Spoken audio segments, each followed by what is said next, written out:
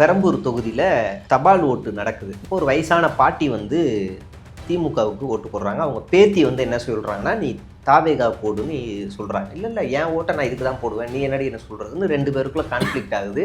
சண்டை முத்தி போய் அந்த பொண்ணு இறந்தது சூசைட் பண்ணி. ஒருவேளை அது ஸ்ப்ரெட் ஆகிருந்துச்சுன்னா அதை ஒரு நெரேட்டிவாக எடுத்துக்கிட்டு இதே மாதிரி நம்மளும் பண்ணலான்னு பல பேர் எமோஷ்னல் பிளாக்மெயில் பண்ணியிருப்பானுங்க. அந்த அளவுக்கு அந்த குழந்தைகளுடைய மனசில் நஞ்சை விதைச்சி ஒரு தோல்விங்கிறத கூட ஏற்றுக்க முடியாத ஒரு மனநிலையை உருவாக்கி வச்சிருக்காரு. www.tvkproducts.in ஒரு வெப்சைட்டை வச்சு இது வந்து சட்டை, இந்த சட்டை வந்து தண்ணி ஊற்றினாலும் வராது, இதில் விஜய் ஃபோட்டோ பிரிண்ட் பண்ணி தரோம், அந்த சட்டை வெறும் 400 ரூபா தான் இருக்கும். ஆனால் இவன் மார்க்கெட்டிங் ஸ்ட்ராட்டஜியில் ட்ரிபிள் லைன்னு சொல்லுவான். ஒரு கப்பு, டீ குடிக்கிற கப்பு வெறும் ஒரு 500 ரூபா தான் இருக்கும். பிரிண்ட் போட்ட கப்புலாம் வந்து 100 ரூபாய்க்குலாம் வந்துருச்சு. அந்த கப்பில் சீரியல் நம்பர் எழுதிட்டு இந்த கப்பை வாங்குங்க 2500 ரூபா 4000 ரூபா அப்படின்னு விற்கிறானுங்க. வித்ததுக்கு அப்புறமா அந்த சீரியல் நம்பரை குலுக்கல் முறையில தேர்வு செய்யணுமா அந்த வெப்சைட்லயே. அப்படி அந்த குலுக்கல் முறையில தேர்வு செய்யற எடுக்கிறாங்கன்னா 25 லட்சம் பைக்கு, காரு இதெல்லாம் கிடைக்கும். இது எங்க இருந்து வருதுன்னா புசியானது கிட்ட இருந்தா வருது. 2வது விஜய் குடிச்ச எச்சி டம்ளரை ஒருத்தர் என்கிட்ட வந்து 10,000 ரூபாய் கொடுத்து வாங்கிட்டு போனான்னு ஓப்பன் மேடையில சொன்னவர். இது ஒரு பிசினஸ் ஆக்கி ஒரு ஸ்கேம் ஆக்கி இவனுக்கு தூய சக்தியா பேசுறாங்க. ஒரு 120 வேட்பாளர்கள் வந்து ஆதவர்ஜுனாவால் நிறுத்தப்பட்டவர்கள். அந்த 120 வேட்பாளர்கள்ல ஒரு சிலருக்கு மட்டுமே விஜய் பிரச்சாரம் செஞ்சிருக்காரு. ஆதவர்ஜுனாவுக்கே செய்யல, ஆதவர்ஜுனா கூட்டியாந்தவனுக்கு நான் செய்ய மாட்டாரு. அங்கிருந்து வாக்கபிள் டிஸ்டன்ஸ் தான் குளத்தூர்ல இருந்து வில்லிவாக்கம். ஆனா வில்லிவாக்கத்துல ஆதவர்ஜுனா காலையில இருந்து பெண்கள் எல்லாரும் நிப்பாட்டி வச்சிருக்காப்ல, இங்க வந்து பிரச்சாரம் பண்ணுவாரு. புசியானது வரவிடல. ஆதவர்ஜுனா என்ன பொறுப்புல இருக்காரு? தேர்தல் மேலாண்மை பொறுப்பாளர். ஆனா அவருக்கே தேர்தல் பிரச்சாரம் பண்ணல விஜய்.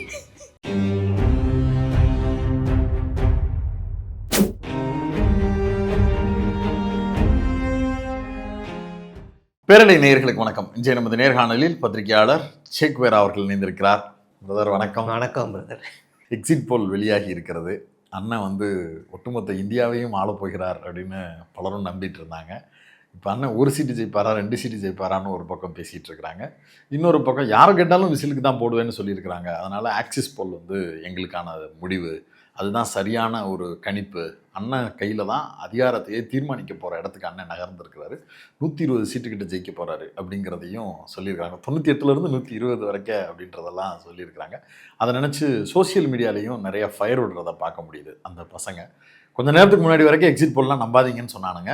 லேட்டாக தான் வந்தார் விநாயக் மகாதேவ்ங்கிற மாதிரி. ஆக்சிஸ் வந்த உடனே இதுதான்டா ஒரிஜினல் எக்ஸிட் போல் அப்படின்னு பேச ஆரம்பிச்சிருக்காங்க. ஆக்சுவலாக உள்ளுக்குள்ளே என்ன நடக்குது? கோயம்புத்தூர்ல இருந்து ஒரு பிஸ்னஸ் மேன், ஒரு முக்கியமான ஒரு மேக்னெட் அவங்க, நமக்கு சிண்டல்ல இருந்து விசாரிச்சதுல நம்ம அண்ணன் கட்சியில இருந்து கால் போயிருக்கு. நாங்க தான் அடுத்து வரப்போறோம், நாங்க தான் பாரு எக்ஸிட் போடலாம் பாரு, எங்களுக்கு தான் சாதகமா இருக்கு, அதனால நீங்க வந்து எங்களுக்கு சில பல இதெல்லாம் கவனிச்சிங்கன்னா உங்களுக்கு நாங்கள் ஆட்சிக்கு வந்ததுக்கு அப்புறம் உங்களுக்கு நாங்கள் சில பலலாம் கவனிக்கிறோம், அதனால நீங்க வந்து எங்களுக்கு பார்த்து செய்யுங்கன்னு கோயம்புத்தூர்ல இருக்கிற ஒரு முக்கியமான பிஸ்னஸ் மேக்னெட்ஸுக்கெல்லாம் கால் போயிருக்கு. எதுக்காக அப்படின்னா இங்க செலவு பண்ணதெல்லாம் இங்க எடுக்கிறதுக்காக. எப்படி நம்ம தோக்க போறோம் தெரிஞ்சிருச்சு, அதனால எக்ஸிட் போல வச்சே ஒரு வாங்கிடுவோம், அதுக்கப்புறமா நம்ம வந்து பார்த்துக்கலாம் அப்படின்னு போட்டிருக்காங்க. இப்போ அந்த மேக்னெட் அவர் என்ன சொல்றாருன்னா, நீங்கிற மாதிரி நான் பல தேர்தலை பார்த்துருக்கேன், பல பேரை பார்த்துருக்கேன், பல பேரை ஃபோன்லலாம் பேசியிருக்கேன். கோயம்புத்தூர்ன்றப்ப அண்ணாமலையும் முன்னாடியே அந்த வேலையெல்லாம் பார்த்தாருன்னு ஒரு தகவல் உண்டு. கொங்கு பெல்ட்டில் ரெசார்ட்ல இருந்து ஒருத்தர் ஃபோன்லாம் அடிச்சிருக்காரு. என்ன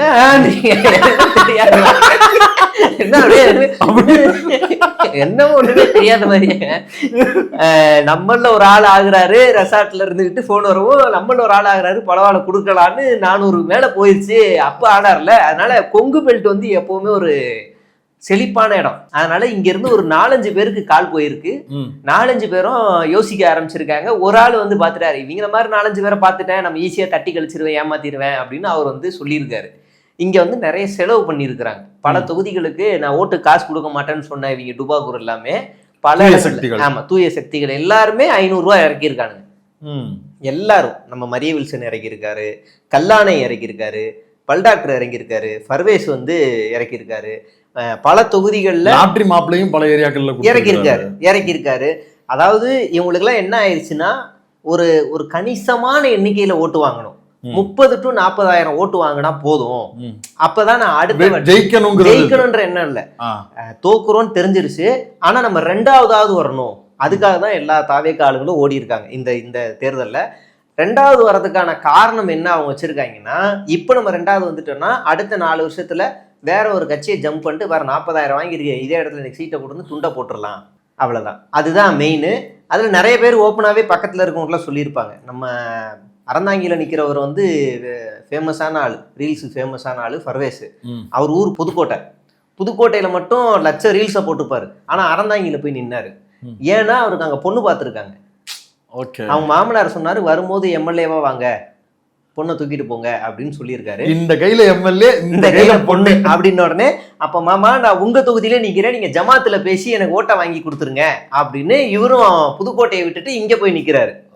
புதுக்கோட்டையில 15,000 இஸ்லாமியர்கள் வாக்கு, இதுல 25,000 இஸ்லாமியர்கள் வாக்கு அறந்தாங்கியில.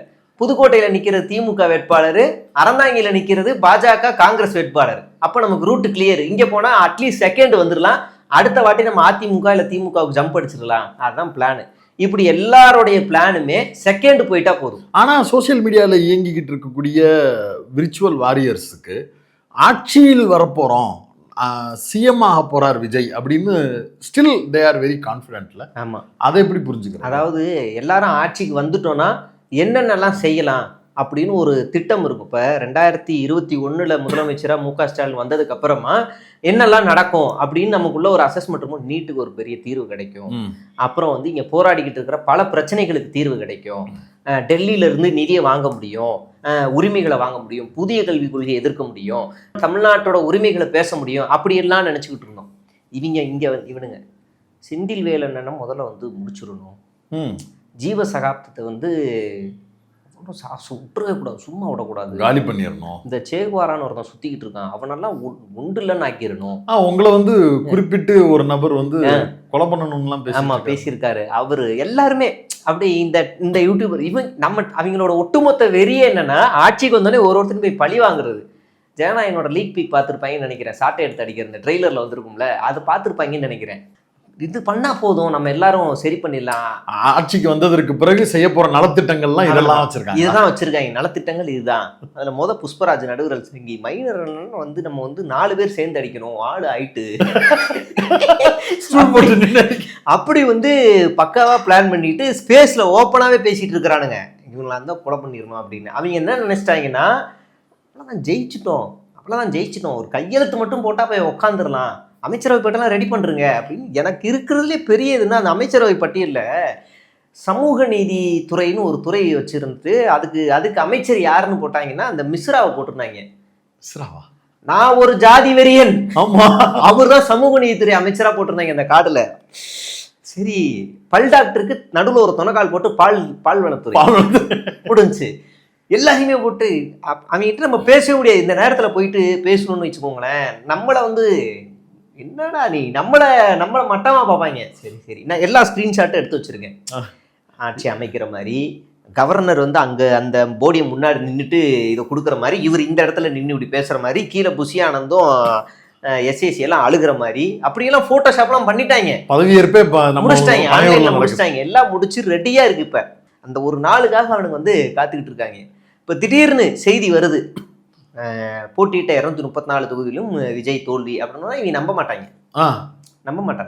அதை நம்புறதுக்கு ஒரு 4 வருஷம் ஆகும் அவனுக்கு நம்புறது. அதை வச்சு என்ன பிளான் பண்றானுங்க? இப்ப நம்பாத குரூப்பை வச்சு ஒரு திட்டம் இருக்கு, அவனுங்க கடைசி நேரத்தில் கலவரம் செய்ய வாய்ப்பு இருக்குன்னு ஒரு பக்கம் பேசுறாங்க. ஆமா, இன்னொரு பக்கம் பல பேர் தவறான முடிவுகள் எடுப்பதற்கு வாய்ப்பு இருக்குன்னு சொல்றாங்க.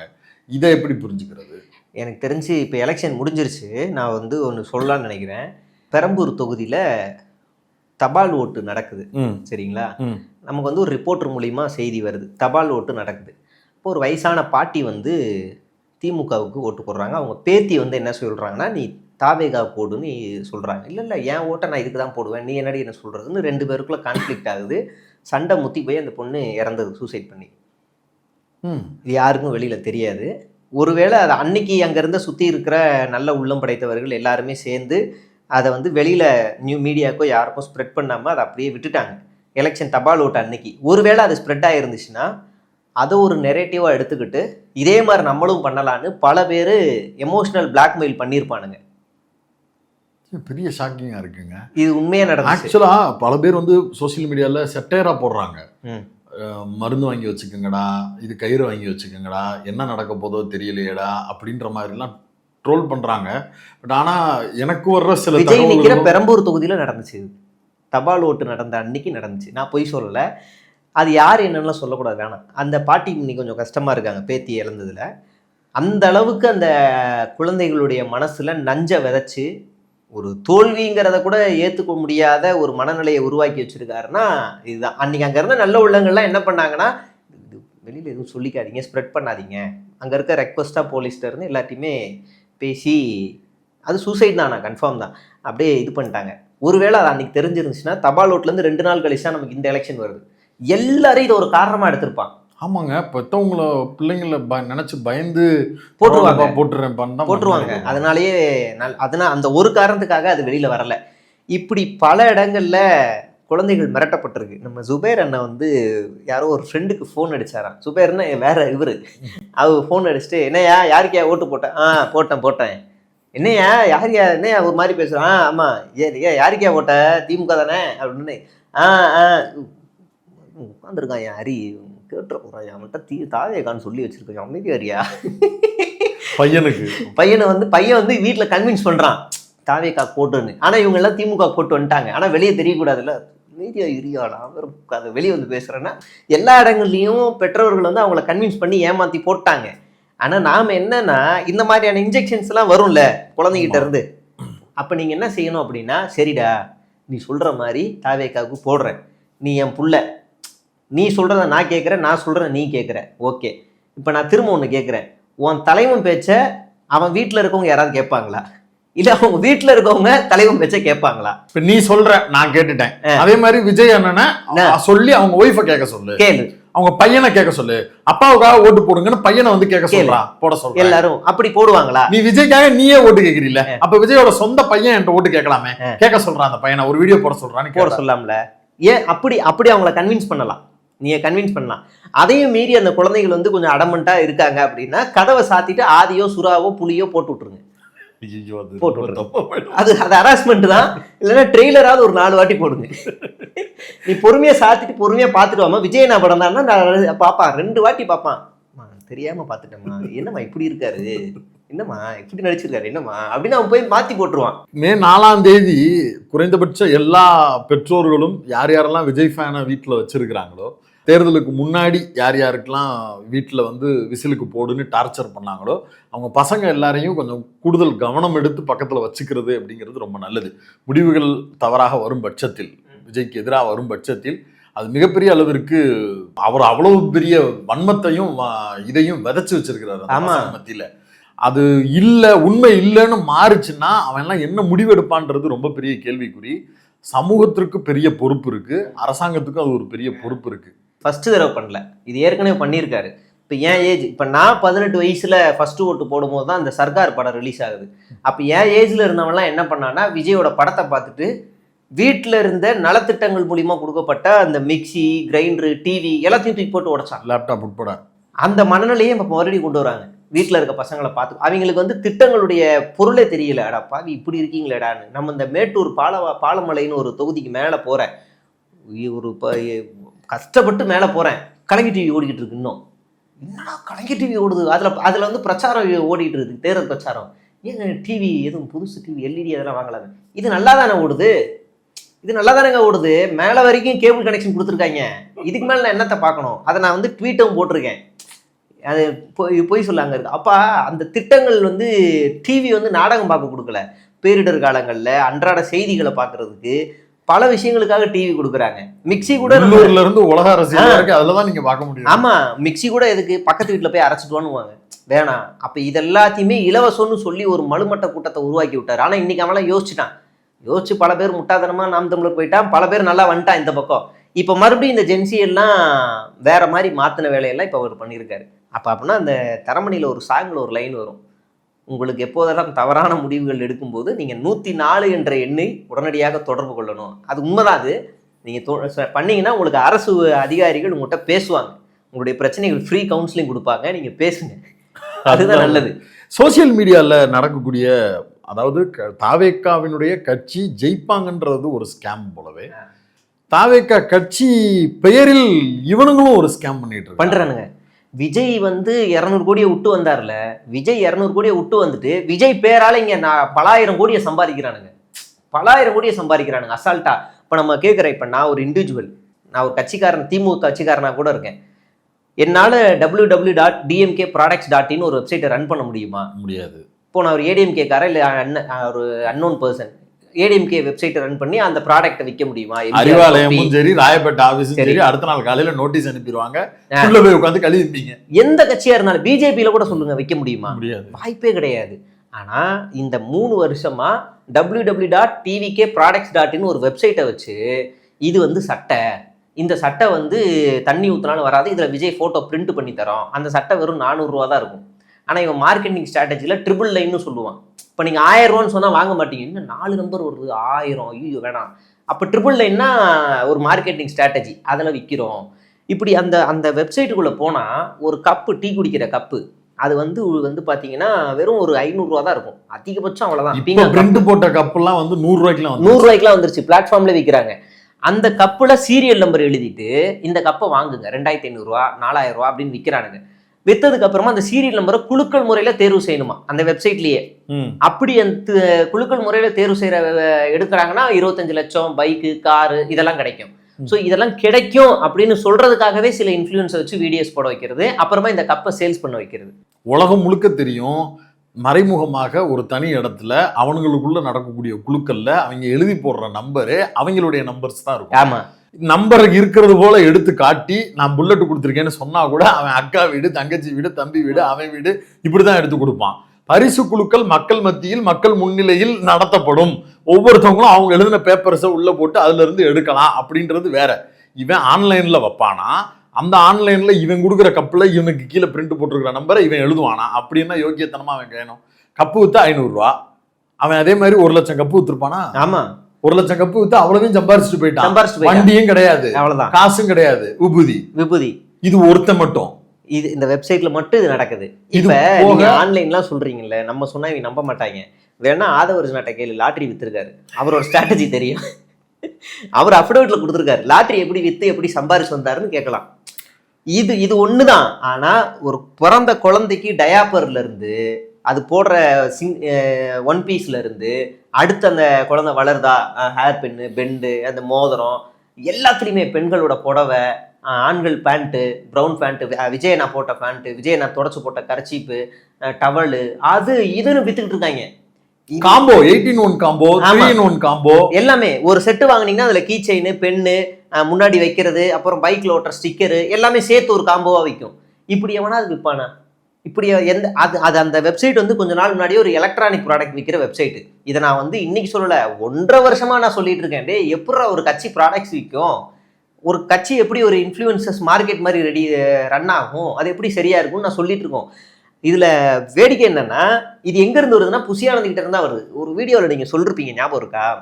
Bussy Anand is different character. அவர் வந்து அண்ணே இன்னைக்கு இந்த வருஷத்துல இத்தனை கோடி தோரணம் எடுத்துருமா, ஓகேமா 50% எனக்கு போட்டு விட்டுருமா, அங்கிருந்து அவர் வேட்டி சட்டை பேண்ட்ல இருந்து அவரு லைன் பண்ணுவாரு. அவர் சொல்ற கம்பெனிக்கு தான் திருப்பூர்ல நீங்க ஆர்டர் கொடுக்க முடியும், அவன் தான் கட்சி கொடியை வச்சு வித்துட்டு இருக்க முடியும்.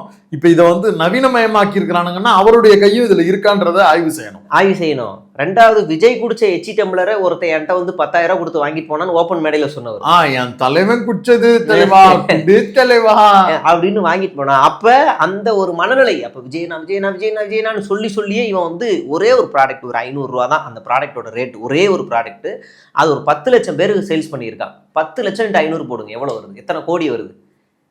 இவ்வளோத்தையும் அசால்ட்டா ஒரு வெப்சைட் சம்பாதிக்குது. அவன் இன்னைக்கு எவ்வளவு பெரிய மில்லியனரா இருக்கான்னு கூட தெரியல, அசால்ட்டா சம்பாரிச்சு வச்சிருக்கான். விஜய் வாங்குறானுங்க. இதுலதான் மார்க்கெட்டிங் ஸ்ட்ராட்டஜி வருது. என்னன்னா, விஜயன்னா 2026ல உண்மையிலே ஜெயிப்பாருன்னு நினைக்கிறவங்க எல்லாம் இந்த ஒயிட் ஷர்ட் ஒயிட் பேண்ட்டை வாங்குங்க, இதை வாங்கிட்டு போய் ஓட்டு போடுங்க, இதோட காஸ்ட் ஜஸ்ட் ஒன்லி 1500 அப்படின்னு சொல்லுவான். இப்போ இது எப்படி வரும்னா, வடிவேல் ஒரு படத்துல சொன்னால, எவன் பொண்டாட்டி பத்தினி அவனுக்கு மட்டும் தான்டா கடவுள் தெரியும், கேவலம் 1500 ரூபாக்காக நான் என் பொண்டாட்டியை விடணுமாடா அப்படின்னு எல்லாரும் ஆமா ஆமா ஆமா அப்படின்னுவாங்கல்ல. அது வெறும் காமெடி தான்.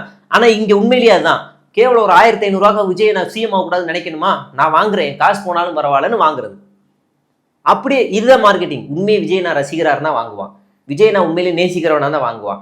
விஜயனாவோட பாருங்க எவ்வளவு ஃபீல் பண்றாரு, அவருக்கு சப்போர்ட் பண்ணணும் கைஸ், அப்ப நீங்க இந்த ட்ரெஸ்ஸை வாங்கி சப்போர்ட் பண்ணுங்கன்னுவான்.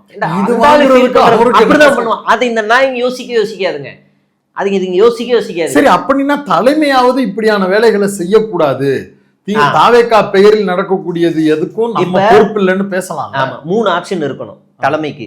ஒண்ணு, இது எல்லாமே தலைமைக்கு தெரிஞ்சே நடக்கணும், இது எல்லாமே தெரிஞ்சே நடக்கணும். அப்படி இல்லைன்னா இந்த மாதிரி நடக்கிறது ஒரு இன்டைரக்டா தெரிஞ்சிருக்கணும், கண்டு காணாம இருக்கணும், இது நமக்கு வந்து ஒரு வகையில ப்ரொமோஷன் தான் அப்படின்னு கண்டு காணாம இருக்கணும்.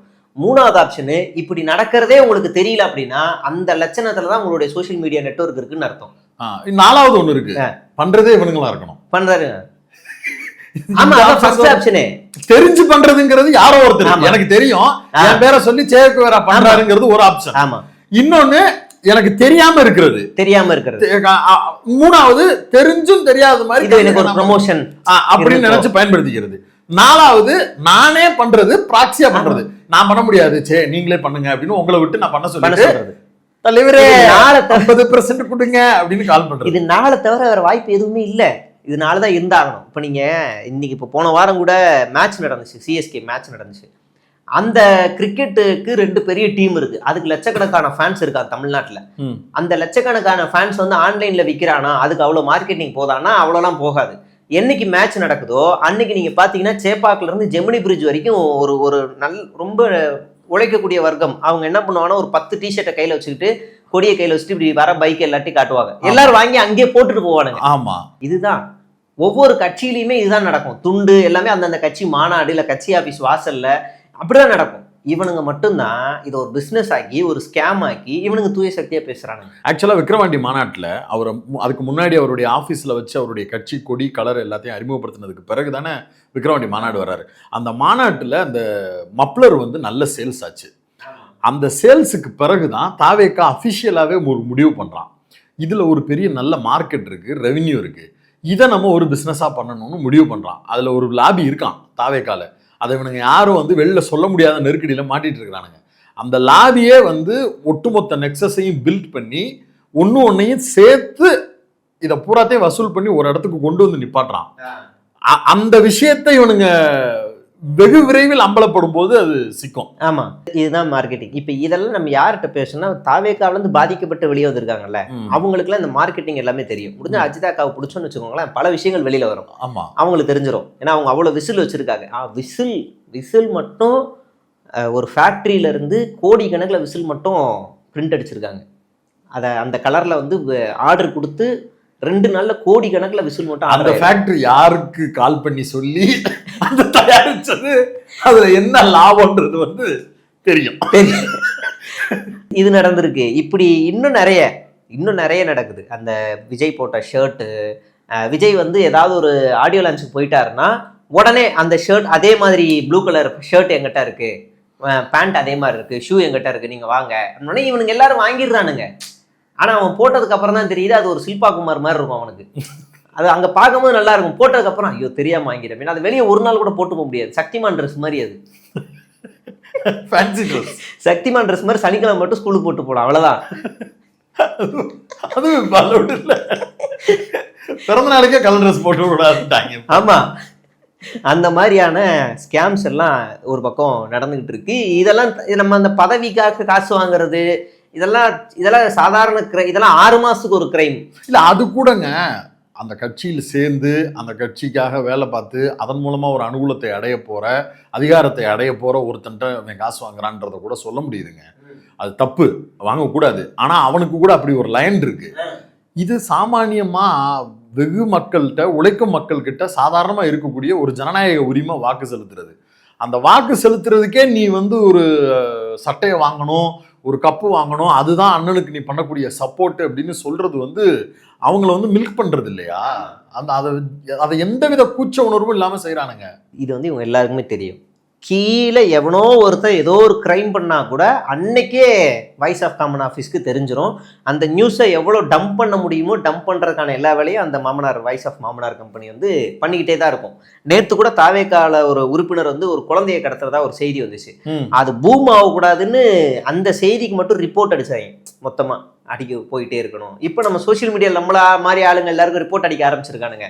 எதுக்குடா ரிப்போர்ட் அடிக்கீங்கன்னு போய் பார்த்தா 4ஆம் தேதிக்கு அப்புறமா நம்ம எல்லாம் சிரிக்க போறோம். அதுலயும் குஜிலி மஸ்து பண்ண போறோம். நான் எல்லாம் வெறித்தனமா குஜிலி மஸ்து பாட்டெல்லாம் எழுதி வச்சிருக்கேன் குஜிலி மஸ்துன்னு. அப்ப நான் வந்து இந்த குஜிலி மஸ்தெல்லாம் அவங்களால தாங்க முடியாது. அப்போனா முக்கியமான ஆள்லாம் எவெல்லாம் நம்மளை சந்தி சிரிக்க வைக்க போறானோ அவனெல்லாம் முடிச்சு விடலாம் அப்படின்னு அப்படியே மார்க்கெட் பண்ணிட்டு வரானுங்க. வந்து சாட்டை, அப்புறம் ரோஸ்ட் பிரதர்ஸ், அப்புறம் லவுட் ஸ்பீக்கரு, இவங்க 2 ஐடியெல்லாம் அடிச்சானுங்க. அப்புறம் அவங்க ரெக்கவர் பண்ணிட்டானுங்க. இப்ப எல்லாரையும் லைனா ரெக்கவர் அடிச்சு எந்த அளவு இவனுங்க ஆகாவலிகள்னா, ஆஸ்திரேலியால இருந்துகிட்டு அடிச்சுட்டா நம்மளை யாரும் கண்டுபிடிக்க முடியாது, நம்ம போடக்கூடிய சதி திட்டத்தை வந்து எவனாலையும் கண்டுபிடிக்க முடியாது அப்படின்னு நினைச்சு பண்றானுங்க. டேய் ஒன்னே மாதிரி பல அப்பன்களை பார்த்தோம். ஆமா ஐடி இன்னைக்கு நம்ம முடிச்சு விட்டோம். அவன் இன்னைக்கு 11 ஃபாலோவர்ஸோட ஒரு வீடியோ போடுறான். கைஸ் ரொம்ப சதி நடக்குது, மயிர் நடக்குது சதி. ஏண்டா அந்த மெசேஜ் வேற, bye bye guys, bye bye guys. டேய் இங்க உனக்கு டெக்னிக்கல் தெரிஞ்சவன் இப்பதான்டா படிச்சுக்கிட்டு இருக்கான், ஸ்கூல் படிச்சுக்கிட்டு இருக்கான். நீ சாயங்காலம் 6 மணிக்கு தான் வந்து ரிப்போர்ட் அடிக்கணும். நாங்க பொழுதன்னைக்கு ரிப்போர்ட் அடிச்சு விட்டுருவோம். அதனால சாத்திக்கிட்டு போ. கெட்ட வரது எனக்கு வராது. ஆஃப் கேமரால பேசிடுவேன். பொழுதன்னைக்கு ரிப்போர்ட் எடுத்தாலும் அவன் பூரா இப்ப பரிதாப நிலைமையில இருக்கிறான். ஆமா. இன்னொன்னு அவன் ரிப்போர்ட் அடிக்கிறவனை பத்தின டீடைல்ஸ் எல்லாம் எடுத்து கம்ப்ளைண்ட் ஆச்சுன்னா அது அவனோட பர்சனல் லைஃபுக்கே பெரிய டேஞ்சரு. அது தெரியாதுல்ல. இதெல்லாம் சொல்லவே இல்லை. ஏதோ வீடியோ அமிச்சிங்க, எப்படி ரிப்போர்ட் அடிக்கணும் மட்டும் சொன்னீங்க, அடிச்சுட்டேன் அப்படின்னு. அது சம்பந்தப்பட்ட ஐடிக்களுக்கு ரிப்போர்ட் ஆச்சுன்னா அது கொடூரமா இருக்கும். அது ஒண்ணு. 2வது, விஜய் தோத்தா கூட இவங்க ஃபீல் பண்ண மாட்டாங்க. ஏன்? ஆமா, இவங்களோட ஐடி போயிருச்சுன்னா பயங்கரமா ஃபீல் பண்ணுவாங்க. சீரியஸா ஒருத்தர் இருக்கிறான், ஒரு எச்ச பொறுக்கி ஒருத்தன், பொம்பளை பொறுக்கி ஒருத்தன். அவன் வந்து அவ்வளவு வீடியோ போட்டு பயங்கரமா போட்டான். திடீர்னு அழுது வீடியோ போடுறான். நான் கூட ஏதோ பிரச்சனை போல இருக்கு, அவனை ஏதோ பண்ணிட்டாங்க போலன்னு பார்த்தா ஐடி வந்து பிளாக் ஆயிருச்சான். அதை ஆவடி ஸ்டேஷன்ல கம்ப்ளைண்ட் கொடுத்து நம்ம ரிப்போர்ட் அடிக்க வச்சதுல நானும் என்னோட பங்கு ஒன்று இருக்கு, அது வேற. ஆனா ஐடி போனதுக்கு அழுகிறான். ஏண்டா நீ எந்த தளத்துல எங்கனாலும் ஒண்ணு தேடி வந்துருவாங்கடா. 1 மாசம் தான்டா அதுக்கு டைம். அண்ணன் குடும்பம் அங்க அல்லோலப்பட்டு டைவர்ஸ் வரைக்கும் வந்து கோர்ட்ல நிக்குது. அதுக்கு அழுக தெரியல. ஐடி போயிருச்சுன்னு அழுகிறான். இவனும் அழுகிறான். அந்த வெளிநாட்டுல ஒரு பண்ணி கத்திக்கிட்டு இருக்கல, அவனும் அழுகிறான். Guys bye bye guys. அந்த கேங்குடைய மென்டாலிட்டி தான் நம்மளுக்கு இப்ப இருக்கக்கூடிய ஒரு பரிதாபமான சூழலை பார்க்க முடியுது. ஆமா. எக்ஸிட் போல் குறித்து வெளியில ஒரு மாதிரி கம்பு சுத்துறானுங்க, உள்ளுக்குள்ள கதறல் சத்தம் அதிகமா கேட்பது அப்படிங்கறத நம்மளால உணர முடியுது. அதுவும் குறிப்பா வாய்ஸ் ஆஃப் மாமனார் மாதிரியான இடங்கள்ல போச்சு எல்லாம் போச்சு அப்படிங்கிற நிலைமையில தான் இருக்கிறாங்க. ஒன்னு குறிப்பிட்டு சொல்லணும்னா, லாட்ரி மாப்பிள்ள அவருடைய சொந்த தொகுதியிலேயே அவர் வந்து மண்ணை கவராருங்கிற தகவல் அவங்களுக்கு கிடைக்குது. அதுல இருந்தே அவர்களுடைய டிசப்பாயின்மெண்ட் வந்து அந்த நிறுவனத்துக்குள்ள இருக்கிறவங்களுக்கும் தொத்திக்கிருச்சு. அது அப்படியே மெல்ல மெல்ல வெளியில காட்டிக்க மாட்டானுங்களே தவிர உள்ளுக்குள்ள அப்படியே ஒரு நிலைமை இருக்கு. ஆக்சுவலா என்ன நடக்குது? ஒட்டுமொத்த தாவேகா வேட்பாளர்களும் மன உளைச்சலுக்கு போயிருக்காங்க. முக்கியமா கஷ்டப்பட்டு சீட்டு வாங்கின, எப்படியாவது ஜெயிக்கணும்னு நினைக்கிற வேட்பாளர்கள் மன உளைச்சலுக்கு போயிருக்காங்க. அதுக்கு காரணம் விஜய் அவருக்கு வந்து பிரச்சாரம் பண்ணலைங்கிறது தான். அதில் பின்னாடி லாபி என்ன இருக்குன்னா, இந்த சீட்டுக்காக அவன் பல கொடுத்துருக்கான். அவன் கொடுத்துட்டு திரும்ப நமக்கு கழகம் ஏதாவது செய்யும், காசு தரும் அப்படின்னு நம்பி இருந்தவனுக்கு ஒரு சில வேட்பாளர்கள்லாம் 15ஆம் தேதி வரைக்கும் வண்டியே வைக்கல. 15ஆம் தேதி வரைக்கும் வண்டியே வைக்காம ரோடா நடந்து போயிருக்கான். பல வேட்பாளர்கள் 18ஆம் தேதி தான் கட்சி ஆபீஸே ஓபன் பண்ணிருக்கான், பூத் ஆபீஸே. ஒருத்தர் பூத் ஆபீஸ போட்டு திறக்காமே இருந்தாரு. இன்னொருத்தர் 15ஆம் தேதி தான் வண்டி வைக்கிறாரு. இன்னும் 2-3 பேர்லாம் வாட்ஸ்அப்ல சண்டை, வருவீங்களா மாட்டீங்களான்னு. என்ன பிரச்சனைனா, விஜய் அந்த தொகுதிக்கு போகணும்னா அதுக்கு புசியை நம்ம கவனிக்கணும். ஓகே, புசியை கவனிச்சாதான் விஜய் அந்த தொகுதி கூட்டு வருவாரு. நீங்க நல்லா நோட் பண்ணீங்கன்னா, நல்லா அறியப்பட்ட முகத்துக்கு மட்டும்தான் விஜய் பிரச்சாரம் பண்ணியிருப்பாரு. ஆமா, கடகோடியில இருக்கிற சாதாரண ஒரு வேட்பாளர்கள் பல பேருக்கு அவர் பிரச்சாரமே பண்ணிருக்க மாட்டாரு. அதை விடுங்க, இந்த செய்தி ரொம்ப முக்கியமான செய்தி. ஆதவ அர்ஜுனா அந்த கட்சிக்கு செலவு பண்ணிக்கிட்டு இருக்கிறாருன்றது ஊருக்கே தெரியும். ஏதாவது ஒரு இடத்தில் ஆதவ அர்ஜுனாவை பக்கத்தில் வைத்துக்கொண்டு ஆதவ அர்ஜுனாவுக்கு வாக்கு செலுத்துங்கள்னு விஜய் கேட்டதற்கா? அதுக்குதான் வரேன் நான். என்னன்னா, ஒரு 120 வேட்பாளர்கள் வந்து ஆதவ அர்ஜுனாவால் நிறுத்தப்பட்டவர்கள். அந்த 120 வேட்பாளர்கள்ல ஒரு சிலருக்கு மட்டுமே விஜய் பிரச்சாரம் செஞ்சிருக்காரு. மீதி பல பேருக்கு பிரச்சாரமே ஆதவர்ஜுனாவுக்கே செய்யல. ஆதவர்ஜுனா கூட்டியாந்தவனுக்கு நான் செய்ய மாட்டாரு. மீதி எல்லாமே புசியானந்த் நிப்பாட்டினது. இந்த ஆதவ அர்ஜுனா வந்து ஓரளவுக்கு அது அப்படி என்ன சொல்லணும்னா கொஞ்சம் அறியப்பட்டவங்க, பணம் இருக்கவங்க, அப்படி இப்படின்னு சொல்லி மாற்றம்னு வந்து மாட்டிக்கிட்டு இருக்கிறவங்களுக்கெல்லாம் சீட்டை கொடுத்து இங்கே நிப்பாட்டி வச்சது. நல்லா வெல் செட்டில்டாக இருக்க நல்ல ஆளுங்கள்லாம். புசியானந்த் எப்படின்னா எப்பேற்பட்ட ரவுடியாக இருந்தாலும் வாடா நீனு அப்படின்னு தூக்கி உள்ளே நிப்பாட்டினவர். புசியானந்த் சைடில் நின்ன எல்லாருக்குமே விஜய் வந்து முக்காவாசி பேர் கேம்பெயினில் இறங்கியிருப்பார். பல் டாக்டர்லேருந்து பர்வேஸ்லேருந்து பல பேருக்கு இறங்கி பிரச்சாரம் பண்ணியிருப்பார். எனக்கு தெரிஞ்சு ஆதவ அர்ஜுனா நிப்பாட்டினதில் மரி வில்சன் வந்திருக்காருன்னா, மரி வில்சன் வந்து டபுள் ஜாயிண்ட், 2 பேருக்குமே சிங்கடிக்கக்கூடியவர். அதனால தான் இங்கே வந்திருக்காரு. விஜயை டெய்லி காய் நகர்த்தினது புசியானது தான். எவ்வளோ பெரிய ஆகாவுன்னு பார்த்துக்கோங்க. திருச்சி கிழக்கில் விமான நிலையம் இருக்குது. திருச்சி கிழக்குக்கு எதிரில் ஒரு காலனி இருக்குது, கேகே நகர், அண்ணா நகர்னு நினைக்கிறேன். அந்த நகரில் 50,000 ஓட்டு இருக்குது. கிழக்கில் 4 மணிக்கு பல் டாக்டர் நம்ம ஆளுக்கு போய் பிரச்சாரம் பண்ணிட்டு வராரு. வந்து 4 மணி தான் ஆகுது, வெறும் 4 தான் ஆகுது. அப்படியே அவரோட தொகுதியில் போய் ஒரு பிரச்சாரம் பண்ணிட்டு வரலாம்ல. அந்த மக்கள் அவ்வளோ கோவத்தில் இருக்காங்க. ஏதோ எனக்கு தெரிஞ்சு ஒரு 4 வாட்டி திருச்சி விமான நிலையத்துக்கு வந்து விமானம் ஏறி போயிருப்பாப்ல. அங்க வந்து பிரச்சாரம் பண்ணல. அப்ப திருச்சி கிழக்கு தேர்ந்தெடுத்ததே ஏர்போர்ட் பக்கத்துல இருக்குன்றதுதான். ஆமா, அதுலயும் உனக்கு நீ பக்கத்துல வர முடியல. நீங்க யார் இப்ப எல்லாரும் யோசிங்க. கரெக்டா கிறிஸ்டின் இருக்கணும், வந்துட்டு போறதுக்கு ஈஸியா இருக்கணும். ஆதவ அர்ஜுனாவுக்கு வில்லிவாக்கத்துல ஒரு பிரச்சாரம் பண்றேன்னு சொல்லி பிளானு. இவர் வேட்புமனு தாக்கல் பண்ணிட்டு பெரம்பூர்ல நின்று பேசிட்டு அப்படியே கொளத்தூர் போயிட்டு கொளத்தூர்ல நின்று பாபுக்கு பதிலா பிரபுன்னு சொல்லிட்டு அங்கிருந்து வாக்கபிள் டிஸ்டன்ஸ் தான் குளத்தூர்லேருந்து வில்லிவாக்கம். ஆனால் வில்லிவாக்கத்தில் ஆதவ அர்ஜுனா காலையிலேருந்து பெண்கள் எல்லாரும் நிப்பாட்டி வச்சிருக்காப்புல. இங்கே வந்து பிரச்சாரம் பண்ணுவார். புசியானந்த் வரவிடலை. Plan cancel. அப்படியே அங்கேருந்து அன்னைக்கு விருகம்பாக்கமும் போகிறதா பிளான், அண்ணா நகர் போகிறதாவும் பிளான். எல்லாத்தையும் கேன்சல். ஆதவ அர்ஜுனாவுக்கு இந்த வேலையை பார்க்க கூடாதுன்னு புசியானந்த் வேலை பார்க்குறாப்புல. அதை வந்து வெளிப்படையா சொல்றதுக்கு தெம்பில்லாத ஆதவ அர்ஜுனா வில்லிவாக்கத்துல எனக்கு அவர் பிரச்சாரம் பண்ணக்கூடாதுன்னு திமுக சதி பண்ணிருச்சுன்னு குண்டு போட்டாரு. இதே ஆதவ அர்ஜுனா சென்னையில வேற எந்த இடத்துலயும் தாவேக்காவுடைய ஆட்கள் வேலை பார்க்க கூடாதுன்னு பேக் ரூட் எடுத்து வாய்ஸ் ஆஃப் மாமனார் மூலமா வேலை பார்த்தாரு. ஆமா, எந்த இடத்துலயும் எவனும் டெபாசிட் வாங்க கூடாதுன்னு இவரே வேலை பார்த்தாரு. ஏன்னா எனக்கு ஓட்டு கேட்கல இல்ல, எனக்கு வந்து நிக்கல இல்ல, எவனும் வரக்கூடாது. அதுலயும் குறிப்பா டி நகர் ஏரியா புஷியானந்த் டெபாசிட் வாங்க கூடாதுன்னு வேலை பார்த்திருக்காரு. 2வது ஆதவ அர்ஜுனா என்ன பொறுப்புல இருக்காரு? தேர்தல் மேலாண்மை பொறுப்பாளர். ஆனா அவருக்கே தேர்தல் பிரச்சாரம் பண்ணல விஜய். இந்த லட்சணத்தெல்லாம் கட்சி இருக்கு. இப்படி மார்க் பண்ணி கொடுக்கறதா புசியோட வேலை. அப்படியே நீங்க வாங்க, நுங்கம்பாக்கம் தொட்டு எக்மோர் தொட்டு அப்படியே நீங்க வந்து மற்ற தொகுதியை பண்ணுங்கன்னா எக்மோரோட பினிஷ். எக்மோர்ல நிக்கிறது புசியானந்தோட ஆளு நம்ம ராஜ்மோகன். அவர் தான் அங்க ஆங்கரிங்க்கு ஸ்டேஜ் ஏத்துறது. அப்படியே அங்க முடிச்சுட்டு அப்படியே பேக்கப் கிளீனிங், அவ்வளவுதான். மீதி 4மே ரத்து. இப்ப அனுமதி மறுப்புங்கிற செய்தி இங்க இருந்து வருது, ரத்துங்கிறது யார்கிட்ட இருந்து வருது? இவனுங்க ரத்து பண்றது, தாவேகா கட்சி ரத்து பண்றது. 6 இடங்கள்ல பர்மிஷன் கேட்கறான், தேர்தல் ஆணையம் கொடுத்துருது.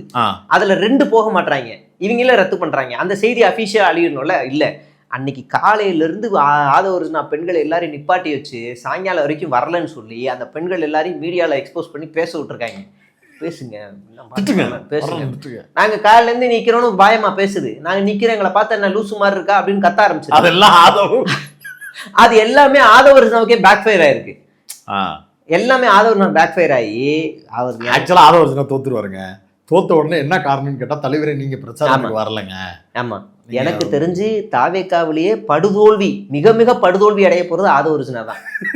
ஆமா, 20-25,000 ஓட்டு வாங்கினாலே அதிசயம்ட்டாங்க வில்லிவாக்கத்துல. அப்படியான நிலைமையில வந்து தள்ளி விட்டது புசியானந்த் தான். இப்படி பல இடங்கள்ல, கோயம்புத்தூர்ல 6 இடங்கள்ல பர்மிஷன் கேட்டு 2 கட் பண்றது, திருப்பூர்ல செங்கோட்டையனுக்கு இந்த நிலைமை தானா? ஆமா ஆமா. ஆனா செங்கோட்டையன் அவரு சத்துக்கு ஒரு கேஸ்ட் கால்குலேஷன், அதுக்கேற்ற கேண்டிடேட்ஸ்னு சில வேலைகள் பார்த்தாரு. அதனால அந்த பகுதியில கொஞ்சம் செங்கோட்டையனுடைய பவர் பயன்படுத்தப்படுதே தவிர செங்கோட்டையனுக்கு வந்து விஜய் வரணும்னு அவசியமே இல்லை. நீ வந்தாலும் யாரும் உனக்கு தெரியாது, வயசான பீஸ், நீ கிளம்பு வராதுன்னு. அதனால செங்கோட்டையனுக்கு தேவையே இல்லை. செங்கோட்டையனுக்கு வந்து எம்ஜிஆர் கெட்டப்ல யாராவது ஒருத்தர் இருந்தா போதும், இல்லைன்னா ஜெயலலிதா கெட்டப்ல யாராவது இருந்தா போதும். நீ வர வேணாம் தம்பி, நீ வராது, நீ வர, நீ வேணாம், நான் வைவை, நான் கூப்பிடுறேன் அப்படின்னு அவர் பிரச்சாரத்துக்கு போகக்கூடிய. அவரோட பொறுப்பு என்னன்னா, போன வாட்டி 1,20,000 வாக்கு கோபிச்செட்டிப்பாளையத்துல, திமுக 80,000. இந்த 80,000 தாண்டி தான் நம்ம எடுத்தாகணும். ஆனா அதிமுக என்ன பண்ணிருச்சுன்னா, அங்க இன்னொரு ஸ்ட்ராங் மாவட்ட செயலாளரை போட்டு அப்படியே அந்த ஓட்டை 2ஆ டைலிட் பண்ணுது. திமுகவுக்கு அழகா சிவப்பு கம்பளத்தை விரிச்சு விட்டுருக்காங்க 2 பேரும் சேர்ந்து. அப்போ கோபிச்செட்டிப்பாளையத்திலே ஐயா வந்து மண்ணை கவர்ந்து உறுதியாயிருச்சு. பல்வேறு இடங்கள்ல அவருக்கு தாவேக்கா இவங்க சொல்ற மாதிரியான பெரிய நம்பர்ஸா அது அச்சீவ் ஆக வாய்ப்பு இல்லைங்கிறத நம்மளால புரிஞ்சுக்க முடியுது. விஜய் போட்டியிடக்கூடிய தொகுதியிலையுமே சென்னையில தான் அவருக்கு ஒரு க்ளோஸ் ஃபைட் இருக்கு அப்படிங்கிறதையும் சொல்றாங்க. திருச்சி கிழக்குல ஃபைட் இருக்கு, பட் ஆனால் அது என்னவா வேணாலும் வரலாம் முடிவு அப்படிங்கிறதையும் சொல்றாங்க. திருச்செங்கோடு அவர் ரொம்ப ஒர்க் பண்றாரு அப்படி இப்படின்னு சொல்றாங்க. ஆனா அங்க கொங்கு ஈஸ்வரன் அவரும் ஸ்மார்ட்டாக கடைசி நாட்களில் பல வேலைகளும் பார்த்தாரு, இறங்கி ஒர்க் பண்ணாரு அப்படின்றதையும் நம்மளால் பார்க்க முடிஞ்சது. சேலம் வெஸ்ட் ஒரு பகுதியாக சொல்கிறாங்க. அங்கே வந்து நிப்பாட்டப்பட்டிருக்கக்கூடிய வேட்பாளர் ஒரு பெரிய டெண்டர் வேலைகள் பார்க்கக்கூடிய ரொம்ப பெரிய பணம் படைச்சவருடைய ஃபேமிலி நெட்வொர்க். அதனால் அவர் கொஞ்சம் வெல்டூவாக சில வேலைகள் பார்த்துருக்கிறாரு, அதனால் அங்கே வாய்ப்பு இருக்குது அப்படின்னு பேசுகிறாங்க. கோபிச்செட்டிப்பாளையம் செங்கோட்டையன் அவருடைய பேரை சொல்லி அந்த பகுதியில் சொல்கிறாங்க. இதை தவிர்த்துட்டு அவங்களுக்கு பாசிட்டிவான சைடு பேசுகிறதுக்கு ஒரு வாய்ப்பு அப்படின்னு எந்த ஏரியாவும் சொல்லலை. ஆர்கே நகர் சொல்கிறாங்க. ஆர்கே நகர் சொல்கிறதுக்கு காரணம் என்னென்னா, அங்கே வந்து ஒரு மைனாரிட்டிஸ் ஓட்டு, இடையில வந்து டிஎம்கே கேண்டிடேட் கண்டினியூஸாக 2 டைம் ஒரே கேண்டிடேட் அப்படிங்கிறது, இது எல்லாத்தையும் வச்சு பார்க்கும்போது இவருக்கு ஒரு வாய்ப்பு இருக்குது அப்படின்ற மாதிரி சொல்கிறாங்க. பட் அது எந்த அளவுக்கு போக போகுது அப்படிங்கிறது தெரியல. ஒரு விகடனில் இருந்து எல்லாருமே வந்து அதை அந்த சர்வேவை அவருக்காக ஃபேவரட் பண்ணி எழுதி கொடுத்ததுனால இதெல்லாம் வருது. பட் என்ன நடக்குதுன்றது தான் தெரியல. தோத்துட்டு அவங்க எழுத ரெடியாக வச்சுருக்காங்க ஸ்கிரிப்டெல்லாம். காமராஜரே தோக்கடிச்ச ஊருண்ணா, எம்ஜிஆரே பதம் பார்த்த ஊருண்ணா, விடுண்ணா நீ உனக்கு வந்து நீ சினிமாவுக்கு உன்னோட அருமை தெரியலண்ணா, சினிமாவுக்கு வாண்ணா உங்களுக்கு நான் இருக்கும்ண்ணா, நீ போராடுண்ணா, தயவு செஞ்சு கூட்டு போயிருக்கலாம். அப்படியே அதெல்லாம் நிறைய வச்சிருக்காங்க. ஒரு சாதாரண மனுஷனை பார்த்து பெரிய திராவிட கட்சியே பயந்துருச்சு. இவங்களாம் எழுதிட்டு பயங்கரம்ல, அதுவே எங்களுக்கு பெரிய வெற்றி. ஆல்ரெடி ஆரம்பிச்சிட்டானுங்க. நான் வண்டியில வரும்போது ரேபிடோ டிரைவர் பைக் டிரைவர் அண்ணன் சொல்றாரு, பயம் காட்டணும்ல தலைவா, தோத்துட்டா என்னங்க பண்ணுவீங்க, பயம் காட்டணும்ல தலைவா, திமுகவுக்கு அதிமுகவுக்கு பயம் காட்டினீங்க, இறங்கினதுக்கு அப்புறம் என்ன ஒரு 10 ரூபா சேர்த்து போடுங்க. அந்த நிலைமையில இருந்துகிட்டு நீங்க புரியல, நீ ஏன் இன்னும் இப்படி இருக்க, அவன் ஏன் அப்படி இருக்கான்னு தெரியல. ராபிடோ ஊழியர்களுக்கு இந்த அரசாங்கம் என்ன செஞ்சிருக்கு, அங்கங்க நிழற்குடை அமைச்சு கொடுத்து அதுக்கான தேவைகளை பல இடங்கள்ல லைசன்ஸை கட் பண்ணி விட்டான், பல மாநிலங்கள்ல லைசன்ஸை கட் பண்ணி விட்டான், பைக் டாக்ஸி இருக்கக்கூடாதுன்னு கட் பண்ணி விட்டான். இங்க உங்களுக்கு பாதுகாப்பு கொடுத்துக்கிட்டு இருக்கு இந்த அரசாங்கம். ஏசி ரூம் சென்னையில தான் ஏசி ரூம், ஸ்விக்கில இருந்து ஓலா ரேபிடோ டிரைவர் வரைக்கும். இதெல்லாம் நம்ம அன்னைக்கு சொல்லிடுறீங்கன்னா தலைவா தெரியாம ஓட்டு போட்டோம் தலைவா, அதெல்லாம் சொல்ல மாட்டேன். ஒரு மித்துல இருக்கிறாங்க பாவம். அது இந்த விபூதி அடிச்சதுக்கு பிறகுதான் தெரியும். இந்த தேர்தலில் விஜய் வாங்கக்கூடியதுதான் தாவேகாவினுடைய ஹையஸ்ட் ஓட்டு. இதற்கு அடுத்து விஜய்க்கு விழுக போறதெல்லாம் வந்து ரொம்ப குறைஞ்சுக்கிட்டே தான் வர வாய்ப்பு இருக்கு. ஏன்னா இது ஆல் டைம் ஹை.